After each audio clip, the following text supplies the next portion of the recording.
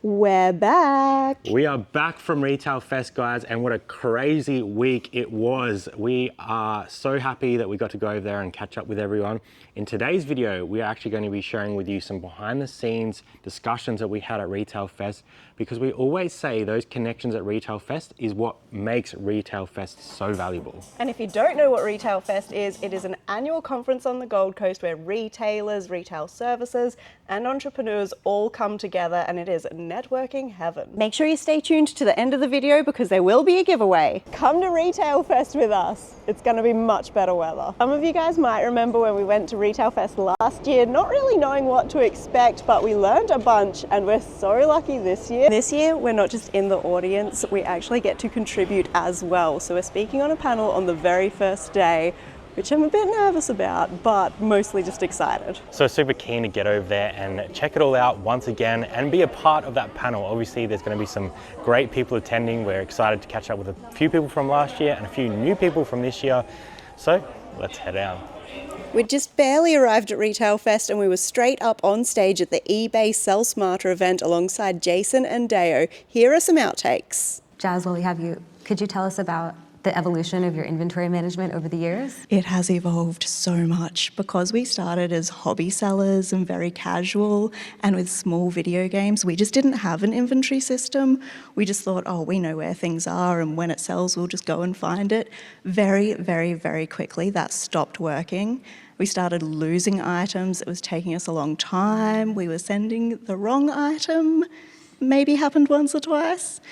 So now what we've done is we use eBay's custom SKU section in the item specifics, and we put a location. So every time we photograph an item, it goes into storage straight away. We take a photo of where we're putting it. So we have a rack, and then we have sometimes a box, and we also have an item number. So we're bagging all of our items in reusable bags.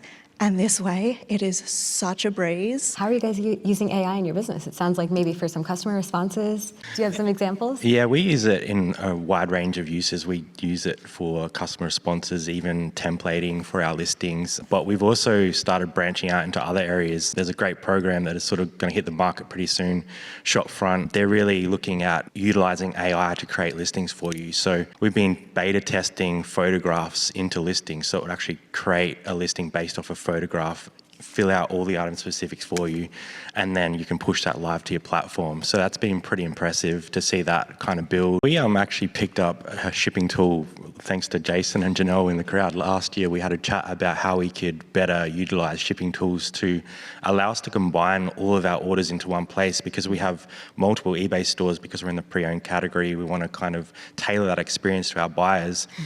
And we come across a few different tools that we use now. We're actually using Ready to Ship, but there's plenty of other platforms that do it, Starship it, ShipStation. And it just made our journey so much easier because we could have all that information in one platform. Our first big goal when we did get involved with the community and had people to soundboard off and realise that we could really make something of this was to be financially independent, which we have achieved now. And so I think the next big goal is to try to optimize and streamline and automate what we're doing as much as we can, so that we can be working on our business more than working in our business and get a bit of the lifestyle that we want. Yeah, because the community is so generous, and the people that get online are just, from an introvert's perspective, and I'm sorry for the overshare guys, I'm sort of pretty good at that, but they're just so generous. You have a question, they'll answer it. They'll be honest. They'll be straight to the point. So we're actually going to be sharing some of our discussions that we had with not only eBay reps, eBay sellers, some innovators, and also our accountant, who is going to give you some information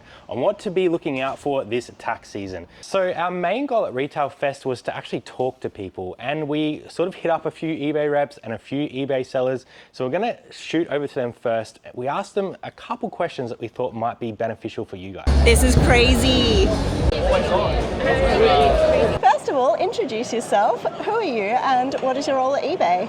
Hi, I'm Sandra. I'm a seller marketing manager at eBay. We need those. That's very important. We've managed to snag Chris. Chris, what is your role at eBay? So I run our seller scaling programs, which is basically 3-month kind of programs to give sellers the information and the leg up they need, whether they're brand new on the platform or have been on eBay for 20 years and just want a bit more information. What's one thing that you've learned from chatting with sellers today that surprised you? I'm always inspired by the seller stories, like hearing where they started and where they've ended up, and that truly they're the experts of eBay. We're just here to help them succeed. Do you know what? We have also been asking everyone what they sell and how they got into it. I love it. It's the best. Yeah. It's surprising me just how much sort of detail there is in the platform that sellers probably don't know is there. So using the tools that eBay offer to the better, and learning things like marketing and how imagery can really make a difference in a listing, despite what they may think beforehand, and expanding reach on options like Google and Meta and different things like that. What is one feature or tool on eBay that you wish that sellers actually used more? Well, being a marketing manager, the marketing tools, I think. So unlocking those with a store subscription and using the features like the promotions manager and emails to buyers, your buyer newsletter, just getting more eyes on your products. Here's the listing quality report. Totally. The detail that you can get from that, and then also the promoted listings priority report as well. It selects Where do we what find keywords. that report? So that's in the marketing tab or advertising tab on the Seller Hub. It pulls out all of the keywords that have been clicked on, what the buyers are looking for, searching for, and what's driving sales. And using that in titles and then in your own marketing is really valuable. What are you most excited about in the eBay space in the next 12 months? For me, it's more of this, so more events. We're attending and connecting with the community. So we've got a few different events lined up for the rest of the year. So if you see us, come say hi. We look forward to hearing from you and connecting and listening to stories. So yeah, come and chat. Is the growth of the focus categories and the categories that are really our buyers are really passionate about. So seeing collectibles grow, pre-loved fashion, car parts is always going to be good and big, but then refurb electronics, which I think is a huge one. I tend to break iPads and phones and headphones or lose them. So refurb tech is really valuable to me because I can get it, it's quality and it's a bit cheaper. We broke our microphone today, so we're feeling that. Perfect, jump on and have a look. Thank you so much. No worries, thank you. A lot of people already know, but Jason, who are you and why are you at Retail Fest? That wasn't part of the questions. I'm Jason, Collector's Code, also on all these chat and doing things like that with eBay. Why am I at Retail Fest? So really it's here to learn and expand, get opportunities and work through different people that you meet, listen to different opportunities that people are actually deploying themselves as well in the marketplace. There's so many people that have got so much experiences from here that we can all leverage from that and also from the community as well. Actually listening to you guys on the YouTube as well, for example, and all the other boys and girls as well.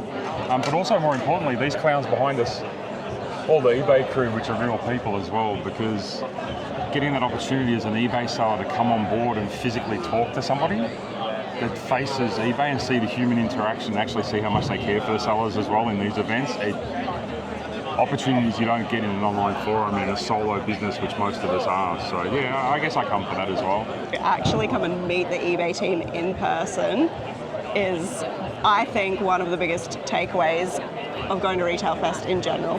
What is the one thing that you wish that people would ask you or that you wish you had the opportunity to just say to an audience? Wow. The Johnny Blue was good at the casino. Yeah, Johnny Blue at the casino is good. What would I like them to ask me? How they can better themselves, just in general. Okay. What they can do to actually enhance their own personal well-being and their business themselves through meeting other people and putting themselves out there to do that, which is why I'm at Retail Fest. Got it. Mic drop. Here with Chris. I hope you guys know Chris. If you don't, go over and check out Searle Furlong on Instagram and YouTube. Yeah. We're going to do a little bit of reflection of Retail Fest so far. So I've got 3 questions, and I'm hoping that we can get some answers out of you today. What's something you've seen at Retail Fest this year that's made you go, I need to try this in my eBay business? Well, that's a good one. I think I was actually talking about this on my own channel this morning, actually, but I think it's really there's going into some of the seller tools and tips and tricks and stuff. It's there's veterans, there's newbies, and then there's where you are in your own journey, and you can't go in there thinking that you know everything because it's always changing. There's always going to be new things, and so you got to be looking at things, even if you've heard it all before, is then asking it to the questions of okay, does this apply to my business? Should I be doing it? Why I should be doing it? And but do I have to do it as well? You don't have to do everything, but ask the relevant questions of okay, could I try doing this, and will it do, what will be the outcome of doing that? Whether it's like they spoke about, adding videos for, stuff, right? Could I be adding videos for my clothing to show defects? Would that add value? Is it worth the time doing it?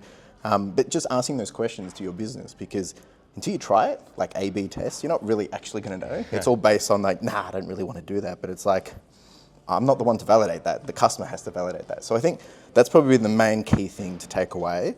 And I'll be looking for more of those little tips and tricks through the week of just hearing other people's stories of like, oh, maybe I could think about that for my business as well. And like, does it make sense? How could I do it? Or is it going to add value to my customer? What's one underrated idea or tip you've picked up this Retail Fest that most sellers are probably missing? Underrated. It's the networking, the conversations. It almost seems obvious, but we talk all the time.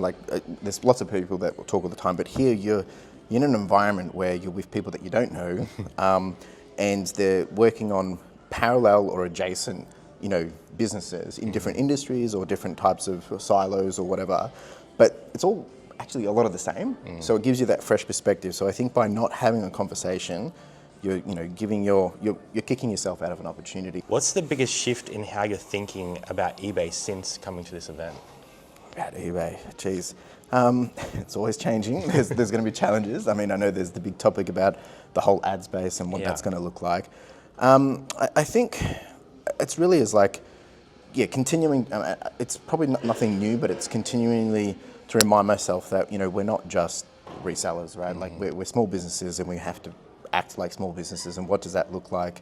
And exactly right. What does that look like? And figuring out how do we shape ourselves as bigger players, and we're adding value to different businesses if we're doing business-to-business relationships, but also our customers.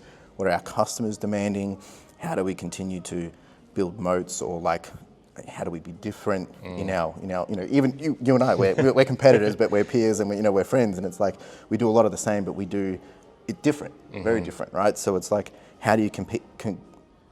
Keep doing that, but competing and not screwing other people over, but making yourself that you can make more profit. And it really is just continuing to, as they bring out new tools or new ways of doing things, like whether it's AI or maybe the new ad space is going to push us in a way that we never thought of.